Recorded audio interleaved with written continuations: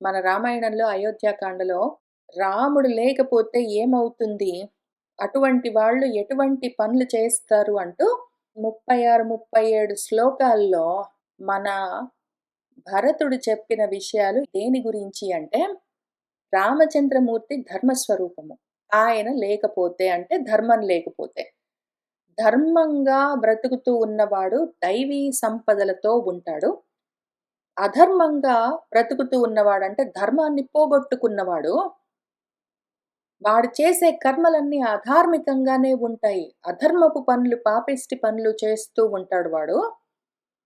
వాటిని ఆసురీ సంపదలుగా మన కృష్ణుల వారు భగవద్గీతలో చెప్తూ వచ్చారు. దైవాసుర సంపద్ విభాగ యోగంలో చెప్పారు, ముందు చెప్పారు, వెనక చెప్పారు. మనకు చాలా చోట్ల ఈ విధంగా ఆసురీ సంపద ఎట్లా ఉంటుంది అని చెప్తూ వస్తారు మన వ్యాసుల వారు. ఈ ఆసురీ సంపద మనకు అర్థం కావాలి. అసువులలో రమించడము అంటే, అసువులంటే ప్రాణాలు. ప్రాణం మీద తీపితో, ఇంద్రియ లోలత్వంతో, కర్మలు చేస్తూ, ఆశలతో అల్లలాడిపోతూ, కోపాలతో, తాపాలతో, మోహాలతో ఉండడము ఆసురీ లక్షణము. నాకుండాలి, పక్కన వాడికి ఉంటే ఉన్నది లేకపోతే లేదని అనడము ఆసురీ లక్షణము.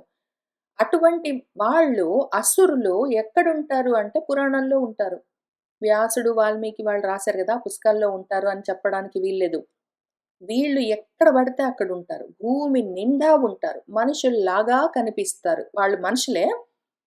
వాళ్ళకి గూడా పేర్లుంటాయి, ఇళ్ళుంటాయి, భార్య, పిల్లలు, భర్త, అత్త, మామ, స్నేహితులు, అక్క చెల్లెళ్ళు, బంధువులు అందరూ ఉంటారు. ఉద్యోగాలుంటాయి.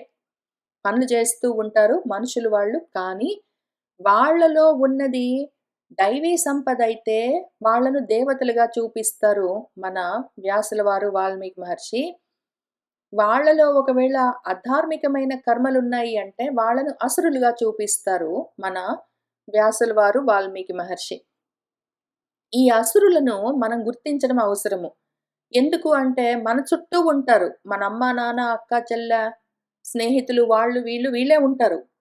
వాళ్ళలో ఆసురీ సంపద ఉన్నది అంటే, వాళ్ళు అసురులుగా ప్రవర్తిస్తున్నారు అంటే, మనకు తెలియడం మంచిది. మనం గుర్తించడం మంచిది. కనీసం అసురులెవరో, దేవతలెవరో, మనుషులెవరో మనకు అర్థం కాకపోతే, మనము మెయింటైన్ చేయడం కష్టం. లౌకికంగా అయినా సరే, పారలౌకికమైనా సరే. ఒకవేళ ఇటువంటి ఆసురీ సంపద నాలోనే ఉంటే, అప్పుడు మరి నేను జాగ్రత్త పడడానికి అవకాశం ఉంటుంది. నా చుట్టూ ఉన్న వాళ్ళలో ఉంటే గుర్తించాలి. గుర్తించడానికి ఉపయోగిస్తుంది. నాలో ఉంటే గుర్తించి ఊరుకోవడం గాదు. అటువంటి ఆసురీ సంపదని తొలగించుకోవడానికి సాధన చేయవలసి ఉంటుంది. ఈ 2 విధాలుగా ఉపయోగిస్తుంది. మన వాల్మీకి మహర్షి ఎంతో దయతో 37 శ్లోకాల్లో మొత్తం ఒక 75 ఆసురీ లక్షణాలను చూపించారు. ఈ లక్షణాలెందుకు? ఎందుకు అంటే వాళ్ళ మనసుల్లో ఏమున్నదో మనకు వెంటనే తెలియదు. వాళ్ళ మనసుల్లో ఉన్న విషయాలు వాళ్ళ మాటల ద్వారానో, వాళ్ళ చేతల ద్వారానో మనకు తెలుస్తూ ఉంటాయి. వాటిని ఆ అసురులను మనుషుల్లాగానే కనిపిస్తారు చూడ్డానికి. 2 కళ్ళు, 2 కాళ్ళు, 2 చేతులతో చదువుకుంటూ ఉంటారు, ఉద్యోగాలు చేస్తుంటారు, మనతో మాట్లాడుతూ ఉంటారు. మనం గూడా అట్లానే ఉంటాము. అయితే వాళ్ళు ఇంతకీ అసురులా? వాళ్ళు సురలా? వాళ్ళు ఆత్మారాములా? వాళ్ళు ఇంద్రియ లోలురా అని మనకు తెలుసుకోవడం అవసరము. వాటిని ఒక 75 విషయాలుగా ఈ శ్లోకాల్లో ఇచ్చారు వాల్మీకి మహర్షి. వాటిని నెమ్మదిగా చూసుకుంటూ వెళ్దాము. అర్థం చేసుకుందాము. ఇప్పుడు ఈ కాలంలో ఇటువంటి వాళ్ళని మనం ఎక్కడెక్కడ చూస్తూ ఉంటామని చూసుకుందాము. మన చుట్టూ ఉన్నారు అంటే అవకాశం ఉంటే అవాయిడ్ చేద్దాము. ఎందుకంటే మనం చెప్పినంత మాత్రాన ఎవరు మారరు. నేను మంచి చెప్పాను, వాడు నా మాట విని మారాడు అని ఎవరికైనా అనిపిస్తే వాడు అజ్ఞానంలో ఉన్నాడు అని అర్థము. వాడు మోహంలో ఉన్నాడని అర్థము. నేను చెప్తే ఎవరు మారరు. నేను మారాలంటే నాకనిపిస్తేనే నేను మారుతాను. నాకర్థమైతేనే, నేను దానికి ప్రయత్నం చేస్తేనే నేను మారుతాను. ఎవడో చెప్పాడని నేను మారను. కానీ చెప్తే కనీసం ఇన్ఫర్మేషన్ తెలుస్తుంది. అది వేరే విషయం. వాడికి వినాలనిపిస్తే, వాడు వింటే, దాన్ని ఆచరించాలనుకుంటే, తెలుసుకుని ప్రయత్నం చేస్తే, వాడిలో నుంచి ఆ గుణాన్ని వాడు తగ్గించుకోవచ్చు. కానీ వాడు వినకపోయినా, వాడు అక్కర్లేదంటున్నా గూడా నేను వెంటబడి చెప్పినంత మాత్రాన ఎవ్వడు బాగుపడేది లేదు. ఇటువంటి వ్యర్థ ప్రయత్నాలు గాకుండా ఆత్మనా ఉద్ధరేత్ అని మన గురువుగారు భగవద్గీతలో చెప్పినట్టు, నన్ను నేను ఉద్ధరించుకోవడానికి ఉపయోగిస్తుంది ఈ లిస్ట్. ఎంత ఓపికతో, ఎంత దయతో ఉదారంగా రాసిచ్చారు వాల్మీకి మహర్షి. దాన్ని దాటుకుంటూ వెళ్ళడము జ్ఞాన మార్గంలో ఉన్న మనకు అస్సలు పనికిరాదు. మనము సాధనా మార్గంలో ఉన్నాము. ఆధ్యాత్మిక సాధనా మార్గం అంటే ఏమి? ఆధ్యాత్మికంగా నా మనసుని నేను శుద్ధి చేసుకోవడం. అవి చేసుకోవడానికి ఇది హెల్ప్ చేస్తుంది. నేను ఆల్రెడీ దీన్ని ఒక ప్రింటౌట్ తీసుకున్నాను. ఏవేవి నాలో ఉన్నాయో చూసుకొని పక్కన పెట్టుకున్నాను. నాలో ఉన్నాయా లేదా డౌట్ ఉన్నవన్నీ అవి కూడా మళ్ళీ వేరే పక్కన పెట్టాను నోట్స్ రాసుకొని. నా కూతురినట్లా అడుగుతాను. నిజంగా ఇది నాకున్నట్టేనా నాకు అనుమానంగా ఉందని. నాకు నిజంగా లేనన్నవి నేనే కొట్టేసాను. అట్లా లేవనుకున్నవి కొట్టేసి, ఉన్నాయనుకున్న వాటిని అండర్‌లైన్ చేసుకొని ఇంక దానివి ఈ 2024లో నాలో నుంచి తగ్గించుకోవడానికి ప్రయత్నం చేస్తాను అని రిజల్యూషన్స్ ఏమైనా తీసుకొని, ఉన్నాయో లేవో అనుమానంగున్నప్పుడు తెలిసిన వాళ్ళని, నేను నమ్మిన వాళ్ళని అట్లా చూసుకొని అడిగి, ఉన్నది అంటే జాగ్రత్తగా తగ్గించుకోవడానికి లేదులే నేనెప్పుడు చూడలేదు ఇటువంటి పనులు నువ్వు చేయడము కాబట్టి అని వాళ్ళెవరైనా చెప్తే హమ్మయ్య! అనుకుని దాన్ని గూడా కొట్టేసి, ఆ రకంగా ప్రయత్నం చేసుకోవడానికి ట్రై చేస్తున్నాను. ఈ విధంగా ఎవరికైనా పనికొస్తుందేమో చూపిద్దామని ఇక్కడ ఆగాను. చూద్దాము, చూసుకుంటూ వెళ్దాము. మీకు పనికొస్తే వాడుకోండి. పనికి రాకపోతే వదిలిపెట్టండి. మొదటిది ధర్మం తప్పినవాడు, ధర్మాన్ని పోగొట్టుకున్నవాడు ఏ విధంగా ప్రవర్తిస్తూ ఉంటాడు అన్నది తెలుసుకోవడం మనకు ఈ ఎక్సర్‌సైజ్‌కి ముఖ్య ఉద్దేశము. Self reflecting. బేసిక్‌లీ మనం సెల్ఫ్ రిఫ్లెక్టింగ్ చేసుకుంటున్నాము. చేసుకోవాలనిపించిన వాళ్ళు చేసుకోవచ్చు. లేకపోతే పర్వాలేదు. నేను చూసుకుంటున్నాను. ఆత్మ విచారణ అంటాం కదా! ఆత్మ విశ్లేషణ. నాలో ధర్మం ఉన్నదా లేదా? ధర్మం ఉన్నదా లేదా తెలిస్తే నాలో కామం ఉన్నదా లేదా అర్థమైతుంది. ధర్మం ఉన్నది అంటే నాలో రామం ఉన్నది అని అర్థము. నాలో ధర్మం లేదు అంటే కామం ఉన్నది అని అర్థం. అధర్మం ఉంటుందప్పుడు. ఆయన అధర్మాలుగా, పాపాలుగా వాటిని చూపిస్తారు. అంటే వాళ్ళలో కామం ఉన్నది అని అర్థము. కోరికలతో ఉన్నాడు. కోపాలు, తాపాలు, శాపాలు, పాపాలు, మోహాలు అన్నీ ఉంటాయి. ఒకవేళ ఇవి లేవంటే మాత్రం వాళ్ళలో ఎంత ఈ విషయాలు తక్కువున్నాయంటే అంత ఎక్కువగా వాడిలో రామం ఉన్నదని. సో, మనమేం చేద్దామంటే 75 మొత్తము ఇక్కడ చెప్పిన లిస్ట్‌లో ఒక్కటి గూడా నా దగ్గర లేదు అని ఎవరికైనా అనిపిస్తే, మళ్ళీ ఒకసారి సెల్ఫ్ రిఫ్లెక్టింగ్ చేసుకోండి. మీకు తెలిసిన వాళ్ళని, మీరు నమ్మిన వాళ్ళని, నిజాయితీగా, ధర్మంగా జవాబు చెప్తారు అనుకున్న వాళ్ళని అడగండి. ఎందుకు అంటే అసలు ఏ పాపము లేనివాడన్నది యూజువల్‌గా ఉండకపోవచ్చు. ఒకవేళ ఉంటే వాళ్ళకు నమస్కారము. వాళ్ళలో కంప్లీట్‌గా రామచంద్రమూర్తి ఉన్నారు అని అర్థం. వాళ్ళ మనసు రామమై ఉన్నది అని అర్థము. ఒకవేళ కొన్ని అటు, కొన్ని ఇటు ఉన్నాయనుకోండి. ఈ 75 లిస్ట్‌లో కొంచెం అటున్నాయి, కొంచెం ఇటున్నాయి. కొన్ని ఉన్నాయి, కొన్ని లేవు అంటే ఎంత ఎక్కువ రామమున్నది, ఎంత ఎక్కువ కామమున్నది అని చూసుకోవడానికి పనికొస్తుంది. ఈ లిస్ట్‌లో చాలా ఎక్కువ శాతం లేవు. కొన్ని ఉన్నాయి అంటే రామం ఎక్కువున్నది, కామం తక్కువున్నది. కోరికలు అవి తక్కువున్నాయి. తర్వాత ఒకవేళ లిస్ట్‌లో ఉన్నవి ఎక్కువున్నాయనుకోండి. అప్పుడు కామం ఎక్కువున్నది. కొంత అక్కడక్కడ ఏమైనా మంచి కనిపిస్తే రామం ఉన్నది కొంచెం అని తెలుస్తుంది. దీన్ని బట్టి ఎక్కువ తక్కువలున్నాయంటే దాన్ని కామాన్ని తగ్గించుకుంటూ, రామాన్ని పెంచుకుంటూ పోవడానికి ఉపయోగం చూద్దాము. ఒకవేళ నాలో కామమున్నది అంటే అధర్మం ఉంటుంది. అప్పుడు అటువంటి వాళ్ళు ఏం చేస్తారంటే, శాస్త్రాన్ని అనుసరించి వాళ్ళ బుద్ధి ప్రవర్తించదు. అది ఎట్లా తెలుస్తుంది? వాళ్ళ బుద్ధి శాస్త్రాన్ని అనుసరిస్తుందా లేదా అని ఎట్లా తెలుస్తుంది అంటే, శాస్త్రాన్ని అనుసరించడం అంటే ఏంటి? తస్మాత్ శాస్త్రంతే ప్రమాణమని భగవంతుడు మళ్ళీ భగవద్గీతలో చెప్పినట్టు శాస్త్రం ప్రమాణం అని పెట్టుకొని శాస్త్ర ప్రమాణకంగా శాస్త్రం ఇది మంచిది చెయ్యి, ఇది వద్దు మానుకో అని చెప్పిన వాటిని జాగ్రత్తగా అనుసరించి అనుష్ఠించడము శాస్త్రానుగమైన బుద్ధి. అయితే శాస్త్రాన్ని అనుసరించని వాళ్ళెట్లా ఉంటారంటే 2 రకాలుగుంటారు. ఎందుకంటే వీళ్ళందరూ మనుషులే మళ్ళీ. మన చుట్టూ ఉంటారు, మనతో పాటుంటారు. మన అమ్మ, నాన్న, అక్క, చెల్లెలు, నేను గూడా అయ్యుండొచ్చు.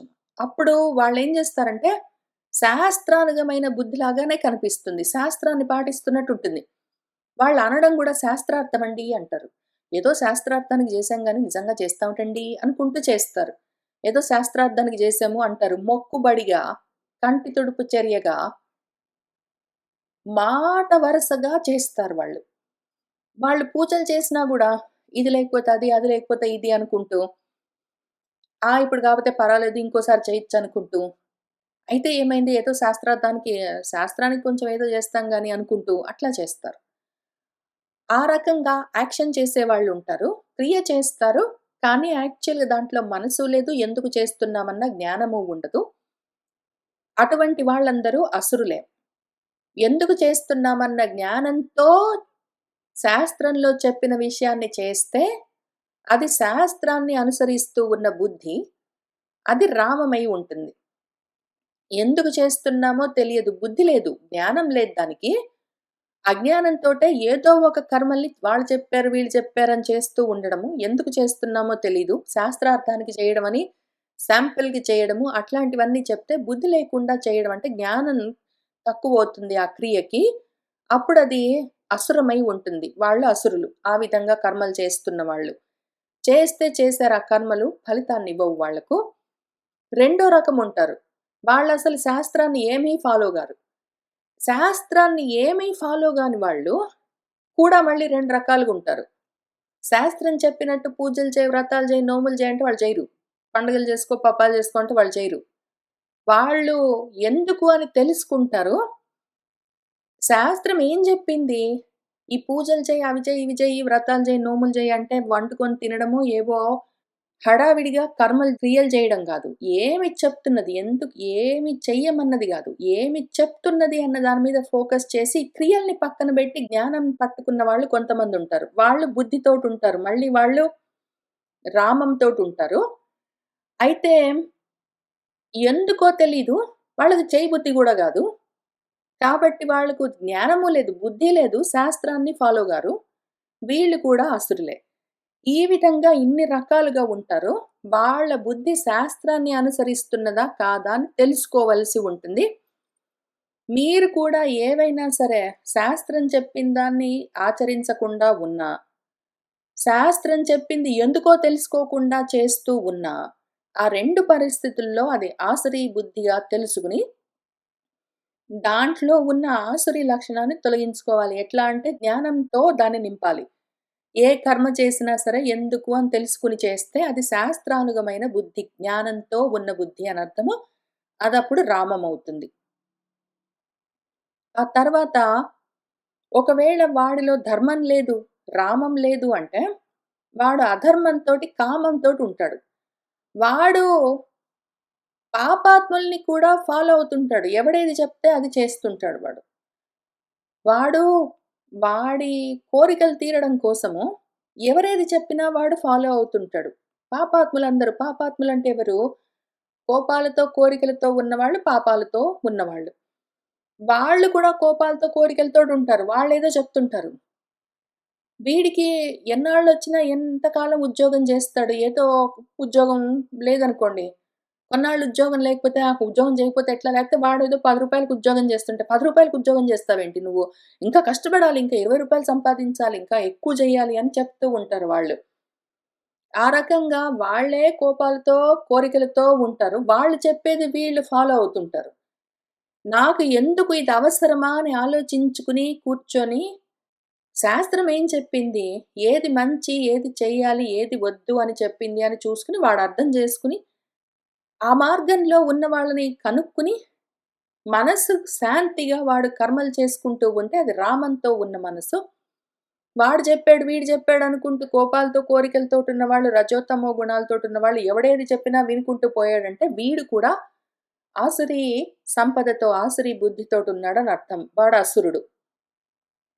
తర్వాత సూర్యన్ ప్రతి మేహతు ఈ రకంగా కూడా ఉంటారు. సూర్యుడి ఎదురుగా నిలబడి వాడు మలమూత్ర విసర్జన చేస్తున్నాడు అంటే, ఎక్కడ పడితే అక్కడ బాహాటంగా వాడు మలమూత్ర విసర్జన చేస్తున్నాడని అర్థం. వాడికి సిగ్గు, లజ్జ లేవు అని అర్థము. వాడికి మంచి మర్యాద తెలియదు అని అర్థము. తప్పు పనులు ఓపెన్‌గా చేస్తాడు అని అర్థము. యాక్చువల్‌గా వాడు నిజంగా సూర్యుడికి ఎదురుగా నిలబడి మూత్ర విసర్జన చేస్తున్నాడా, మల విసర్జన చేస్తున్నాడా అని అదొక్కటే విషయం గాదు. దీన్ని బట్టి ఈ థర్డ్ పాయింట్‌ని బట్టి మనం అర్థం చేసుకోవాల్సిందేంటంటే, వాడు ఓపెన్‌గా తప్పు అన్న పనులు చేస్తుంటాడు. 10 మందికి కష్టం కలిగే పనులు వాడు ఓపెన్‌గా చేస్తుంటాడు అని అర్థము. వాడు అసురుడు. Definitely positively. యాక్చువల్‌గా లిటరల్‌గా కూడా ఎక్కడ పడితే అక్కడ మలమూత్ర విసర్జనలు చేసేవాళ్ళని నేను ఇండియాలో చాలా మందిని చూసాను. యూఎస్‌లో అదృష్టం బాగుంది. ఇక్కడ ఫైన్‌లేస్తారు కాబట్టి సరిపోయింది గానీ, ఇండియాలో అయితే అసలు ఫైన్‌లు ఉంటాయో, ఉండవో మరి ఉన్నా గూడా అది అమలు పరుస్తారో లేదో తెలీదు. గోడల నిండా ఇక్కడ మూత్ర విసర్జన చెయ్యరాదు అని తాటకాయల్లాగా రాస్తారు. అయినా వీళ్ళు చేస్తూనే ఉంటారు. ఆ రకమైన యాక్చువల్ డైరెక్ట్ ఇక్కడ థర్డ్ పాయింట్‌లో చెప్పిన అసురులను నేను చాలా మందిని చూసాను. యాక్చువల్‌గా లిటరల్‌గా ఎక్కడ పడితే అక్కడ మలమూత్ర విసర్జనలు చేసేవాళ్ళే కాక, వద్దన్న పనులని ఓపెన్‌గా అసలు సిగ్గు లేకుండా చేసేవాళ్ళు ఏ పనైనా సరే వద్దురా అన్న పని చేసేవాళ్ళని ఎక్కడ పడితే అక్కడ చూస్తూనే ఉంటాం మనము. వాళ్ళందరూ అసురులు. అటువంటి ఆసురి లక్షణం నాలో ఉన్నది అంటే వద్దన్న పనిని ఓపెన్‌గా చేయడానికి ట్రై చేస్తున్నానంటే జాగ్రత్త పడి తగ్గించుకోవాలి. తర్వాత హంతు పాదైన గావు సుప్తాం పడుకున్న ఆవును కాలుతో తన్నేవాడు. లిటరల్‌గా ఆవేదైనా పడుకుంటే దాన్ని కాలుతో తన్నడం ఎంత పాపమో, దాన్ని సింబాలిక్‌గా తీసుకుంటే, ఎవరికీ ఏమి అపకారం చేయని వాళ్ళని హింసిస్తూ ఉంటారు వీళ్ళు. భార్య ఉంటుంది ఇంట్లో, ఆమె ఎవరిని ఏమి అనదు. అయినా ఆమెని ఏదో ఒకటి మాటలతోటో, చేతలతోటో హింసిస్తూ ఉండడం. లేదా భర్తని, ఆ భార్య ఏదో బాధ పెడుతూ ఉండడం. లేతే తల్లిదండ్రులు పిల్లల్ని ఏడిపిస్తుండడం. లేతే పిల్లలు తల్లిదండ్రులని ఏడిపించడం. లేతే స్నేహితులు ఒకళ్ళనొకళ్ళు ఏదో ఒకటి అనుకోవడం. అనడం, కొట్టడం లేతే I'm just kidding, I'm just joking అనుకుంటూ ఏదో పరాచకానికి చేశానని అంటూ ఉండడం. ఎగతాళి పట్టిస్తూ ఉండడం. చిన్నబుచ్చి మాట్లాడడం. చులకన చేయడము. ఈ రకంగా ఏది చేసినా సరే పడుకున్న గోవును కాలెత్తి తన్నిన వాడికొచ్చిన పాపము ఇటువంటి అసురులకందరికీ వస్తుంది. ఇది ఆసురీ లక్షణము. ఏదో ఒకటి చెప్పొద్దు. ఊరికినే నవ్వులాటకి ఆటోమేటిక్‌గా కావాలంటే చూడండి. రజో, తమో గుణం పైకొచ్చినప్పుడు కొంచెం ఎప్పుడైనా చాలా భాగము సత్వగుణంతోటే మనసుని నిలబెట్టి ఉంచాలని ట్రై చేస్తే కూడా, ఎప్పుడైనా ఒక్కసారి పరాచికలాడాలనిపిస్తుంది. ఇప్పుడు నేనిక్కడ ఎవరో వచ్చారా ఇంటికి అని అడిగితే, వాళ్ళు ఆల్రెడీ వచ్చారనుకోండి, అయినా గూడా రాలేదు అని చెప్పాలనిపిస్తుంది. లేదా వాళ్ళు ఒకవేళ రాలేదనుకోండి, వచ్చారు అని చెప్పడం. లేతే అదిగో నీ రూమ్‌లో ఉన్నారు అని చెప్పడం. ఇట్లాంటి చిన్న చిన్నవి ఏం పెద్ద కష్టమా? ఏమైనా బాధ పెడతాయా ఎవరినైనా? వాళ్ళు వెళ్లి చూసుకుంటారు. లేకపోతే ఏదో జోక్ చేసిందిలే అనుకుంటారులే అని అనిపిస్తుంది. కానీ అది కూడా తప్పు. అది కూడా పాపము. అది కూడా ఆసురీ లక్షణము. ఏ మాత్రము వాళ్ళు పలానా వాళ్ళొచ్చారా, నా ఫ్రెండొస్తా అన్నాడు. వచ్చాడా? అంటే వచ్చాడు నీ రూమ్‌లో ఉన్నాడు అంటే వీడు నిజమేను కదా అనుకోని పోయి చూసుకుంటే లేడనుకోండి. ఒక క్షణం చిన్నబుచ్చుకుంటాడు. లేదా పోనీలే అనుకుంటాడు. అయినా గూడా అంత మాత్రం బాధ పెట్టినా గూడా వాడేమన్నా నీకు అన్యాయం జేశాడా? నా ఫ్రెండొచ్చాడా అని అడిగాడు. లేతే నువ్వే చెప్పావు. అంత మాత్రానికి అబద్ధం చెప్పడం ఎందుకు? అబద్ధం చెప్పడం పైగా అక్కర లేకుండా వాడు బాధపడేలాగా చేయడం. ఇట్లాంటివన్నీ ఏది చేసినా అది ఆసురీ లక్షణము. పరాచకానికి గూడా ఇట్లాంటివన్నీ చేయడానికి వీల్లేదు. మన మార్గంలో రాముడిని నింపుకోవాలంటే ఇటువంటి చిన్న చిన్న కామాలు జోకులేద్దాము అన్న ఏవో కోరికలన్నిటిని కూడా తగ్గించుకోవాలి. ఎంత స్వల్పంగా, సూక్ష్మంగా ఉన్న వాటిని కూడా భూతద్దం వేసుకొని చూసుకొని మనసులో ఏమేమి ఉన్నాయో ఆలోచనల్ని వాటిని నెమ్మదిగా తొలగించుకుంటూ పోవాలి. ఇవన్నీ బిల్డప్ అవుతాయి. చిన్న చిన్నవి గూడా బిల్డప్ అవుతాయి. తర్వాత ఐదోది కారయిత్వ మహత్కర్మ భర్త భృత్యం అనర్థకం అధర్మః. ఎవరైనా సరే వాళ్ళ కింద ఉన్న వాళ్ళతోటి పనులు చేయించుకొని వాళ్ళకేమి ప్రతిఫలం ఇవ్వకపోతే అది అధర్మం. ఏదో ఆఫీస్‌లో పని చేయించుకొని ఎంప్లాయీకి జీతం ఇవ్వకపోతే అది గొప్ప పాపము. ఆ రకంగా చేసేవాడు అసురుడు. వాడిని అసురుడు అని పిలవాలి. వాడి పేరు ఒకవేళ ఏదో ఒకటి శాంపిల్‌కి చెప్తున్నాను. ఏదో రాజు అనుకోండి. వాడి పేరు రాజు అనుకోండి. అప్పుడు వాడిని రాజాసురుడు అని పిలుచుకోవాలి. నేను నేను మనసులో ఇటువంటి ఆసురీ లక్షణాలతోటి ఎవరు ప్రవర్తిస్తూ ఉన్నా వాళ్ళకి ఏ పేరుంటే ఆ పేరుకి ఎండింగ్‌లో అసురుడని యాడ్ చేసుకుంటాను. బికాజ్ అది నాకు గుర్తు కోసము. ఎందుకు అంటే వాడు ఆసురి లక్షణాలతోటి ప్రవర్తిస్తున్నాడు అని. ఒకవేళ ఇందులో ఉన్న లిస్ట్‌లో ఉన్న దాంట్లో ఏదైనా ప్రవర్తిస్తున్నట్టు ఆ సమయంలో అనిపిస్తే నేను కూడా మీనాసురుడు, రావణాసురుడు, భండాసురుడు అని ఎవరో శాంపుల్‌గా మన వ్యాసుల వారు పెట్టిన పేర్లే అవసరం లేదు. ఈ అసురులు ఎక్కడ పడితే అక్కడ ఉంటారు. ఇటువంటి కామంతో ఏవో చిన్న చిన్నవైనా సరే కుళ్ళు జోకులన్నీ వేసుకుంటూ వాడిని వాడు హింసించుకుంటూ తిరిగే వాళ్ళందరూ అసురులు. అసురుడు అని ఎండింగ్‌లో పేరు పెట్టుకుంటే, మనమేదో శర్మ, శాస్త్రి, రాజు, రెడ్డి అని పెట్టుకున్నట్టు, ఆ ఎండింగ్‌లో అసురుడు అని పెట్టుకుంటే సరిపోతుంది. అవి లేకుండా చేసుకున్నప్పుడు అసురుడు అన్నది కట్ జేసుకోవచ్చు. తర్వాత ఆరోది చూద్దాము. పరిపాలయమానస్య రాజ్ఞః భూతాని పుత్రవత్ తతః తద్దృహ్యతాం పాపం. ఎవరైనా ఒక రాజు ప్రజలను కన్నబిడ్డల్లాగా కాపాడుతూ ఉంటే, వాడికెవరైనా ద్రోహం చేస్తే ఎంత పాపమొస్తుందో అని చెప్తున్నారు. ఇక్కడ రాజులను పక్కన పెడదాము. మామూలు మనుషులను చూద్దాము. మనుషుల్లో గూడా రాజులుంటారు. రజోగుణంతోటున్న వాళ్ళందరూ రాజులే. ఆ రజోగుణంతోటి ఉండి కర్మలు చేస్తూ ఏదో భార్యో, భర్తో వాళ్ళు ఉద్యోగాలు చేస్తూ ఇంట్లో భార్యనో, భర్తనో, పిల్లలనో, పెద్దలనో పోషిస్తూ ఉంటే, వాళ్ళకెవరైనా అన్యాయం చేస్తే వాళ్ళసురులు. ఈ విషయం మనకు ఆల్రెడీ తెలుసు. ఇట్లాంటి మోసాలు, ద్రోహాలు చేసేవాళ్ళు చిన్నవైనా, పెద్దవైనా ఏదైనా సరే తప్పు. ఆ తర్వాత బలిషడ్భాగముద్ధృత్య నృపస్య అరక్షతః ప్రజాః అధర్మః. ఒకవేళ గవర్నమెంట్ టాక్సెస్, పన్నులు అట్లాంటివన్నీ కట్టించుకుని కూడా ప్రజలను సరిగ్గా చూడకపోతే, ఆ విధంగా ఉన్న గవర్నమెంట్ అఫీషియల్స్ కూడా అసురులు. ఆ తర్వాత సంసృత్య తపస్విభ్యః సత్రే వై యజ్ఞదక్షిణాం తాం విప్రలభతాం పాపం. ఎవరైనా సత్రయాగాలవి చేసుకుంటూ ఉంటే, ఆ తాపసికులకు డబ్బులిస్తామని చెప్పి ఇయ్యకపోతే ఎంతటి పాపమో అని చెప్తున్నారు. ఆ యజ్ఞాలు చేసే తాపసికులు వాళ్ళకిచ్చే యజ్ఞ దక్షిణలే గాదు.